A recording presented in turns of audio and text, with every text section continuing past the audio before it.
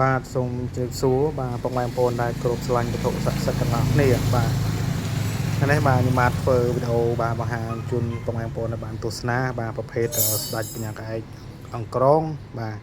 ដែលសាងជាតួអង្គព្រះសិវលីបាទព្រះសិវលីមហាលៀបណាបាទបងប្អូនណាបាទ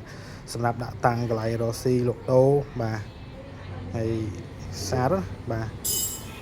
ចម្លាក់គឺឆ្លាក់ដៃ 100% បាទព្រះអង្គសិវលីបាទហើយខាងក្រោយនេះគឺខ្ញុំខាត់បាទខ្ញុំខាត់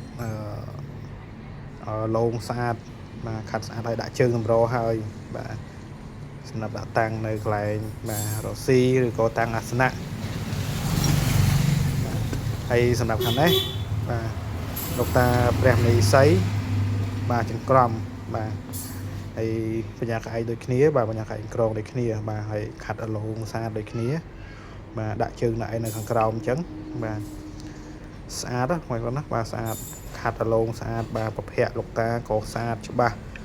បាទកាន់តែជាប់ក្បាលនេះបាទហើយព្រះអង្គសីវលីនេះបាទប្រភពគាត់គោលញៀមស្អាតដែរបាទហើយនេះគឺបញ្ញានៅជាប់ដើមអញ្ចឹងបាទគឺយើងធ្វើបញ្ញានៅជាប់ដើមអញ្ចឹងទាំងអស់បាទយើងអត់កាត់ចេញទេបាទកាត់កន្លែងណាដែលទៅយើងកាត់ចេញបាទហើយនេះបញ្ញានេះ15លីណាបងប្អូនណាបញ្ញានេះបាទ13លីទៅ15លីបាទស្អាតបាទហើយនៅខាងនេះបាទប្រភេទឈើជួបបាទគេហៅថាឈើជួបដោះពីក្រោមទៅបែកគ្នាប៉ុន្តែដល់លើគឺជួបគ្នាបាទជួបគ្នាហ្នឹងគឺចិត្តឆឹងណាបងប្អូនណាបាទចិត្តឆឹងបាទអត់មានតអត់មានបិទកៅមានអីទេបាទនេះគឺគាត់ដោះមកជួបចិត្តសាច់អញ្ចឹងបាទហើយហ្នឹងគេហៅឈើជួបបាទហើយអត់បានខាត់សមាទេបាទហើយមានលោកតាព្រះមនីសីបាទហើយនឹងព្រះអង្គសិវលីបាទព្រះកម្ចាយណៈហើយនឹងព្រះអង្គបានបាទអត់បានខាត់សមាទេបាទ